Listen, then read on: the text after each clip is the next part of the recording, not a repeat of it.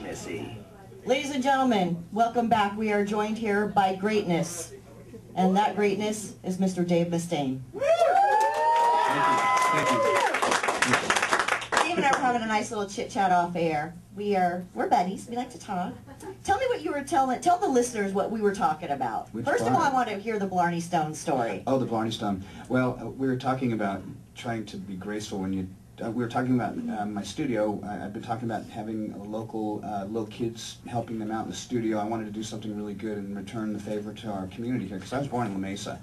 And I wanted to just give something back. I didn't want to be like a rich rock star that just lives here. I wanted to do something cool, so I opened up my studio and I brought in a little baby band, and we were talking about how you tell them that they're good or not. And I got to the point, long story boring, about going to the Blarney Castle in Ireland, and you have to hang upside down off the castle about 300 feet in the air through like this big hole, like I was just saying, it's almost like this, and kiss the stone upside down. And the legend is that, you know, right? Funny, right? Who would do that? I did it. Without the railing, though. And they say that you become very eloquent with your speech. And the other thing that they didn't say is that you're probably going to walk away with herpes from everybody kissing it. Well, I already have herpes, so Shauna can do a flight island. You can't get it twice.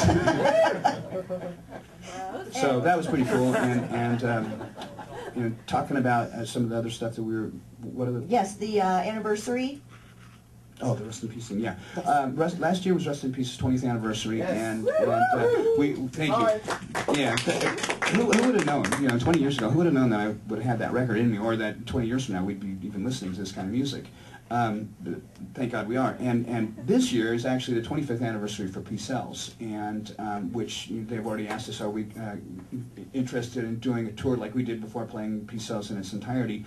And I said yeah, but the only problem is there's one song on there that's kind of a little against my spiritual beliefs now, so I'm going to really have to take that into consideration. But I really want to be able to do this, and Capitol Records, which was our label prior when we first started out, is planning on doing a release of a package that's going to be the very first version of Peace Sells that most people don't know about. It was on Combat Records, and then the Peace Sells version on Capitol, and then the remix version I did, and then they've just found a live record that was a really rare live record of us playing all those songs. So we're going to be getting that mixed while we're overseas in Europe just now. Is it a bootleg or is it legit? It's a legit 2-inch tape. Okay. I don't know how they did it and me not know about it, but that's kind of fuzzy back then. Tape. I miss tape. It's definitely tape, yeah. Yeah, that's the weird thing is, I don't know if you guys know much about recording with tape now, because it's all digital, but when it's really old, they have to take the tapes and put it into a stove, actually, and bake it to make the tape separate itself, because the two pieces of tape will touch each other and parts of the music will come off. Like, you know, a real famous song, for an example, is the beginning of Black Dog. Remember how you hear like, hey, hey, mama, hey, mama, you know, like that? You can hear it in the background. Well, that's that impression of the tape against that. So that's what I'm talking about. So we had to bake these tapes. Now you run the risk of the thing going poof and it'd be gone forever. So it was a little risky them doing that, but it was successful, and we're going to be having that tape. That's soon. really interesting. I did not know that. Yeah, yeah. I thought you had to like put them in like a humidifier or something like that. Probably. That's probably true. I mean, my story's probably I'm a lie. I'm just assuming. Somebody told me that. I bought it. All right, let's do some listener questions. Daniel, who's Daniel? Daniel wants to know, What's up, buddy? do you have any board games you excel at? Board games? Yes. There's a game that I played. It was a really geeky game called Cash Flow that I liked because it was teaching my kids how to handle their money. As a kid, I liked, there was a German game called Mensch ärgere dich nicht, which meant something like, I'm going to make you pissed off. It was kind of like that game, was it Boggle or something like that? No, it's the game where you push the button and the dice rolls over and you race around the board. Trouble? Yeah, that's it, something like that. And then one of my favorite things I did was play Boggle is the game. The first time I ever played that, I came up with an 8-letter word, and it's like, people don't usually do that their first time, and of course it was sedative. And yeah, I won't tell you where I was at when I did it, because that adds to the story, but... Let's see. Junior, were you ever in a local San Diego band?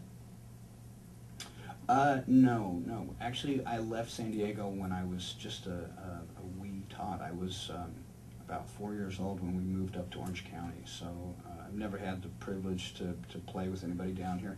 And frankly, I don't know anything about the music scene other than, you know, my bedroom and my studio.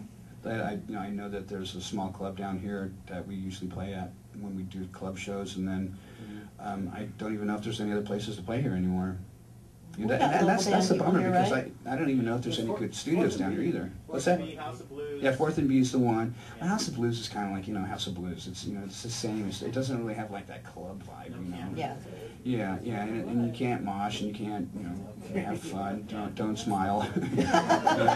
Eat and Rock stars don't smile anyway, Dave.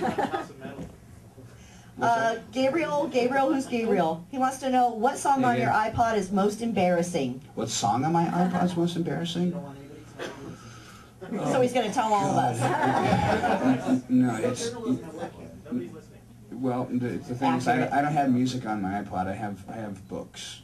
So that's probably very lame, but you know, for no, not at all. For me, I take a lot of pride in being able to represent our community. As you know, when I went to the White House, you know, I stood proud for all of us. You know, looking at heavy metal people and thinking we're stupid. Some people may be, but I'm not. And when we went up there, I represented, and I like reading. Yeah, that too. Have you read A New Earth by Eckhart Tolle? You might like it. What is it? A New Earth by Eckhart Tolle. I was in the Oprah Book Club, sorry. Shut up. Shut up. Matt wants to know what your favorite San Diego surf spot is. I don't really surf much anymore. Because we have a house down in Oceanside that I was staying in when I was separated. But you know, that breakdown was pretty weak. You know, whenever I would go with my cousin, my brother-in-law, we would go down to Solana. When I was a kid and I lived in Dana Point, I used to go to Strands all the time, and Salt Creek. I loved Salt Creek because it was a left on Goofy Foot. So, but I haven't really surfed consistently and committed for a long time. So I wouldn't really know where any of the good breaks are anymore. So. Are you a long or a short boarder? Both. I've got a longboard for when I go out with my kids, so I can keep an eye on them. Yeah. And then I've actually got an old Clyde rocket fish. Wow. Yeah, so, check you out. Yeah, it's 300 years old. Well, then I must have made it. Anton wants to know, do you have any advice for someone wanting to do what you do? Which part of what I do? I do a lot of stuff. I just be a rock star. I mean, I'm a guitarist, so I dream of someday being a heavy metal band like you. Have you got any guys you're playing with? Yeah, me. Just by yourself? Well, it hasn't hurt a lot of people. People can get together and do background tracks and do stuff like that. If you don't have a band, then you got a long ways to go. You know, if you know how to use synthesizers and keyboards and not use Pro Tools or a digital audio workstation like that, that may help you. But you know, I mean, it depends what you want to do. If you want to be like me, it's too late. Enough said. All right, we're going to take a short break. We're going to actually we're going to play a little Megadeth right now because I have to use the facilities. We'll be right back with more Dave Mustaine Radio Takeover.